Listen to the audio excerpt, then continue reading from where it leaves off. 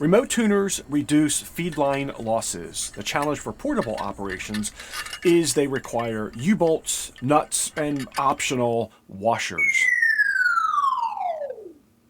If we can find a way to overcome this, then we're met with the challenge of custom cables. Most remote tuners require a custom cable for every transceiver, and this is AI's view, an exaggerated view, of what those custom cables might look like for your transceiver. How's it going, everyone? I'm Bob, KD4BMG HOA Ham. Today, I want to talk about using tuners for portable operations and a unique solution from Chameleon antenna. To whet your appetite, there's the URT-1 remote tuner with its bracket clamped to a jaw mount that's clamped to a fence post. That's a 25-foot whip that I'm using there for portable operations. So you don't miss out on what all the opportunities are here. The URT-1 and this bracket allow you to do portable deployment not just of vertical antennas, but also wire antennas. Whether you ground mount the URT-1 or you put it on a carbon fiber mast like I've done here, which has no problem staying up in this minor amount of wind. That mast is not even barely moving. That's a CFM 34 HD. You have a tremendous amount of flexibility both for vertical antennas and wire antennas. There's a lot to cover. I'm going as quick as I can, providing sufficient detail that you can apply this to your deployment. We're going to demonstrate a vertical deployment and a wire antenna, a long wire antenna deployment. What makes this work is that you've got a remote tuner that stays at the feed point. It essentially becomes your feed point. That's the unique thing about this. This becomes the feed point. We'll talk about the benefits of a remote tuner as I'm showing one of the installations. And then this is going to sit with you at the picnic table, wherever you are doing your POTA activation or your remote deployment. If you use this in the shack, this is in the shack. So you're taking coax from your remote tuner, putting it with the coupler port, taking that coax to your picnic table at the POTA activation and bringing it into the back where it says to tuner. So from tuner to the coupler port, and then from this port here, you're going to your radio. See it right there, to transmitter, to transmitter. So this is a very simple setup. I've shown this a number of times on the channel. It's very easy to deploy. But you need to understand what's happening before I show you the deployments. Again, it's very straightforward, but I want it to make sense to you as you're actually watching me do the two different setups. So let's just put this aside now because we're not actually operating today. This is one of those times where I'm focusing more on demonstrating the setup. The first thing you need to see is that once you attach this bracket to the URT-1, all your weight is transferring to this post. So you're not putting any stress on this aluminum body. Now this is a very solid aluminum body. It could take stress, but you're transferring the stress to this solid piece, the solid rod of stainless, which then is going to whatever mounting surface you're using. Ground spike, universal clamp mount, jaw mount, mast, whatever you're doing, 3/8 by 24, this is where you're going to attach, and all your stress is going through this post to your mount. That's why you can put a 25-foot whip on here.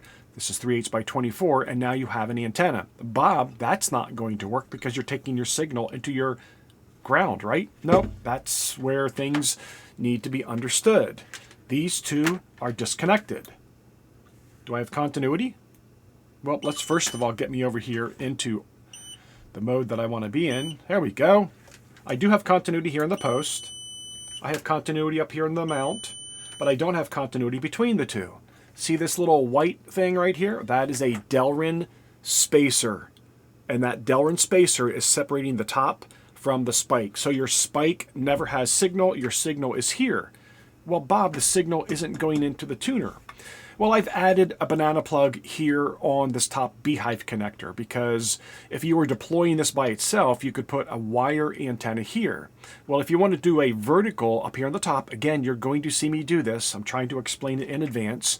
You're transferring your signal from your vertical into your tuner, and then your signal's going out your coax to your coupler. That's how that's going to work. You could also use a ring terminal if you have ring terminals and you don't like banana plugs on both ends. You can put your ring terminal here instead of the banana plug as I have. Then you would go banana plug up here and ring terminal down here to get the signal into the top of the Beehive connector. You're also going to see me do an installation using a tactical delta loop where I have a 4-to-1, a 5-to-1 matching unit up here on the top. How am I going to get my signal into the Beehive? Well, I'm not. I'm going to take a short jumper cable from the 5-to-1 hybrid micro, and then that'll come into down here where it says antenna.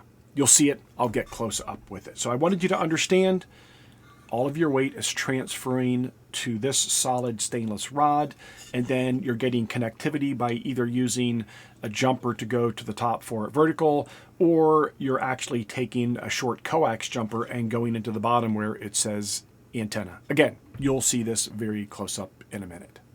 I recently picked up a very substantive carbon fiber tripod. It's compact. I'm going to say, 24 inches when it's fully collapsed, but when it's fully extended, it comes close to a 10-foot circumference. So this thing can really hold up some large antennas. I did this because I live in an HOA and I'm trying to be more stealth when I'm operating backyard portable. And as much as I love my Surveyor tripod and as much weight as it can hold up, this I can deploy flat on the ground. It's black. It blends in a little bit more so it's not as obvious to my neighbors. Plus, when I go operating portable POTA, I do like to be a little bit more discreet at times. I'm using a full extension. Chameleon makes single extensions. One I believe is 28 inches long and the other one is half that size. And this is about the perfect height to allow me to get the URT-1 and its bracket here in the top of it, because those adapters, those extensions have 3/8 by 24 on the top. This is the tactical delta loop installation. This is going to look very familiar to those of you who own that antenna. There's a hub that goes on the top, and that's screwing right into the top connector of the post on the URT-1 bracket. Then I'm using my 5-to-1 micro matching unit, and I'm using two SS17s. We'll get these extended in just a moment. For tactical delta loop, a wire spans across the top of these antennas as they're fully extended. Now, many of you can see that I'm cutting out chunks of video time here. So tell me whether you would prefer to see the full length thing just going a lot faster, or do you want me to keep it like I am and just cut out certain sections? Here you can see I'm putting the connector, the jumper, into the port on the URT-1 that calls for the antenna. That's the deployment I mentioned on the desktop, and now I'm attaching my coax that will go to the picnic table where I have the small coupler unit. That's how this all works. Let's go ahead and get these two SS17s fully extended, and you'll see a really impressive looking tactical delta loop, good on 6 meters through 80. And here it is set up with a remote tuner, getting all the efficiency out of this that we possibly can. Before we jump over to the vertical installation, let me show you one more option. This is a clamp mount that goes on a picnic table, an ideal portable deployment. Select the band that you want to operate on. In this case, I'm going from 40 over to 20 meters, and get on over to a constant carrier. In this case, I'm going to use FM. Send about 10 watts downrange. So here I am just confirming that I am at 10 watts. The next thing we're going to want to do is key up our microphone to go ahead and send the signal, and then press the tune button for about 2 seconds. Keep depressing the PTT, and then just check it again really quick to make sure that you did achieve the SWR you were desiring. Go back to single sideband. In my case, let's go back up to 100 watts and fire it up. Kilo Delta 4 Bravo Mike Golf. 59 Tampa, Florida. Okay, thank you for Florida, and hope you have fun working the 13 colonies. Kilo to Juliet, go ahead. With this installation, we'll get a close-up at the various connections that I was showing at the workbench. I'm connecting a ground radial to a ring terminal that I put on the bottom of the URT-1. You can put as many ground radials here as you want. I'm simply using one 33-foot radial for my broadband antenna demonstration here. That's the vertical. It's an SS25. I'm connecting it with the banana plug adapter, the jumper, so I can get the signal into the URT1. And here's my coax going into the connection on the bottom of the URT1 and then running back to the control box at the picnic table. Here's a bird's eye view of this URT1 with an SS25 on top of that versatile carbon fiber tripod. For my final installation, I'm going to talk about putting this tuner up in the air. It can go ground mounted, it can go up in the air, you can put a wire antenna on it, you can put a vertical on it. This is a wire antenna demonstration. I'm attaching this to my bike rack. This is the CFM34HD. It's a heavy duty carbon fiber mast from Chameleon antenna. It does have a 3/824 male stud on the bottom, so you can use it with a ground spike. It has a 3/824 female on the top, and that's how we're going to connect the URT1. I'm going to do some close-ups here so you can see how we do this. So we're going to quickly get our wire stretched out here. I'm using my 73-foot random wire, and let's go ahead and see how we connect this to the URT1 itself. It's a little different than the vertical radiator, but still simple to do. Remembering that I'm a mechanically inclined pragmatist, I may not get this 100% scientifically precisely correct. I'll get it directionally correct. When we have a mismatched antenna out in the field and we bring that mismatch into our shack and our shack tuner or our tuner at the POTA picnic bench, we're creating heat and losses on the coax. A remote tuner gives us the match at the feed point at the antenna, reducing the losses, giving us more efficiency. So here's how we're going to connect the wire to the beehive.